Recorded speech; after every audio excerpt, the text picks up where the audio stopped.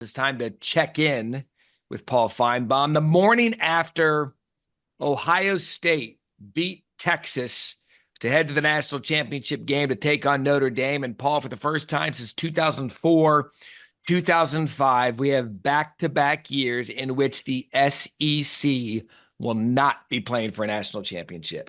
I managed to hear that this morning on a plane from Dallas, sitting with 225 of my closest Ohio State fans and friends. Matt, that is significant. And I know everybody always, thinks that those of us who live in SEC country try to hide things like that. And even today, we're still arguing for Alabama to get in. But that is a dramatic moment. It's a seminal moment in time that I really didn't expect, especially with a 12-team playoff. It is really amazing when you think about that was before Saban. Urban Meyer had just arrived at Florida. Les Miles was about to start roaming the sidelines. I mean, to think that we are in that moment is cause for a lot of concern, at least in the southern part of the world. So, all right, so you and I got on here yesterday for a Penn State Notre Dame recap and a Georgia Texas, a Texas Ohio State preview. I said I thought Ohio State would win by double digits. They did. I thought Ohio State had numerous chances to put that game away early. They stepped on their toe, a lot of penalties. Do you believe, let's get to the question here about why I said that. Do you believe expansion in the playoff has actually hurt the SEC? And I'll tell you why. Old playoff, you win the SEC championship, you get in the four-teamer, you just have to win one game and you're playing for a national championship. Now there's a road to a championship that you actually have to fight your way through. I would agree with you. Yeah, you think about Georgia would have been in the 14 playoff this year. Ohio State probably wouldn't have, would they? They would have been right on the cut line. So it does make it more complicated. I mean, there are a couple of SEC teams in the past that probably wouldn't have gotten through a gauntlet like this. But I think in many ways we almost end the season with where we began it with Ohio State. Mm-hmm. I mean, they're still the most talented team. And Matt, I was vacillating. I mean, I was always on Ohio State, but as I walked out of the stadium a couple of hours ago, I kept thinking more about what Texas let go. And if you were ever going to beat Ohio State, Friday night was it. Yep. And they couldn't do it. And the last touchdown and the Quinn Ewers interception was just poetic license to Quinn Ewers' career because at halftime in walking around that stadium, I ran into more, especially young Texas students. Yeah. They wanted Arch Manning in the game for the second half. Mm-hmm. Even though Ewers had done a nice job at the very end of the half, they never could quite adapt to him once Arch showed up. And I just thought of the penalties that Ohio State had in the first half. They never Yep. could get uncomfortable. And they really could have been beaten, but they weren't because ultimately they have so many playmakers, so much talent that somebody finally stepped up and made the play, and it was over. And you look at it because I saw it firsthand against Arizona State when I was at the game in Atlanta that Quinn Ewers in Texas have it in him. He might look shaky for 3.5 quarters, but when the game's on the line and the game counts, he seems to find a way to get it done. And that's where we were headed last night. Goal to go. They throw that pitch toss to the left side, which they're going to be questioning that play call for a while.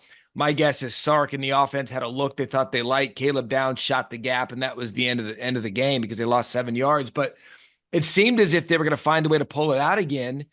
And Ohio State has time and time again shown, at least in the playoff, that it's not going to happen. I mean, this is the best team in the country. Yeah, and listen, we've all said the same thing about Steve Sarkisian. He's an elite play caller. Nobody in his league. Well, uh, First and goal, there were a lot of people in his league because he whatever he saw, and it doesn't matter. That game will be remembered for one play. Yeah. And I was sitting with our guys on the set late last night, and they're all talking about, well, I know that was the most important. I said, guys, you're too smart. The people that I hang out with, we're just fans. We're going to remember one play because we'll see it on Sports Center 1,000 times. And that's just all there is to it, Matt. And it wasn't like some chump made the play either. I mean, that was an elite player, uh, Hmm. Jack Sawyer making the touchdown. But by the way, I mean, who on Ohio State is not elite? Yeah, and that's kind of been why people are critical of Ryan Day because I know in certain parts of the country people don't look north of the Mason-Dixon line for college football powers. But if you actually just combed through, and I think a lot of people are starting to do it now because of the 12-team playoff, because you have to like dissect 8 more teams. If anyone paying attention up north looked at Ohio State's roster, there are probably as many 5 stars, if not more, on Ohio State's roster than at Georgia, than at Clemson, than at Alabama, than at LSU. Any of these teams. Ohio State could argue, and I've said it since day one, is the most talented team in the country. And people are starting to be like, uh-oh, did we just wake up the northern pockets of money? Yeah. Because 2 northern teams are playing for a national championship. Yeah, and an Ole Miss running back was one of the stars of the game, and a former Alabama cornerback made one of the most important plays, and and a Kansas State uh, journeyman was the quarterback. I mean, there's just so many remarkable aspects, but the portal is the answer, Matt. Portal and money. And every I sensed this a couple of years ago at Alabama as Saban was winding down, the Yeah. fatigue was growing with going deep into people's pocketbooks. Saban could make the call, next guy can't. He's not as effective. And you think Lane Kiffin watching that game last night would have liked to have had Judkins this year because I mean he needed a couple of yards against Kentucky and maybe he wouldn't have had to rely on field goals that didn't go through. But ultimately things are different and. I don't care what any of my colleagues say in the South. There's no way to sugarcoat this year for the SEC. There's no way to alibi it. There's no way to say anything other than we got a team from Indiana and a team from Ohio playing for the national championship in Atlanta. Yeah, and no one's arguing the prowess and how good football is in the South of the SEC. But the thing that happened this morning and today, when you look at the T-shirt that's being printed for the game in Atlanta, is that you don't see an SEC school on it. And throughout the year, there was the chest thumping of we play better schedules, we play harder schedules, we earn it week in and week out. Okay, be that as it may. But if that's the case, then you have to take that 12-week, 13-week schedule beating and bring it into the playoff and show that your path has got you battle tested for these playoff moments. And it just didn't happen. No, It didn't happen. and I mean, there are a lot of reasons why it didn't happen, and I'm not going to even offer them because they'll sound like excuses, Matt. And I'm not going to do that on the day after. I mean, it's not right and it's not accurate. Everybody has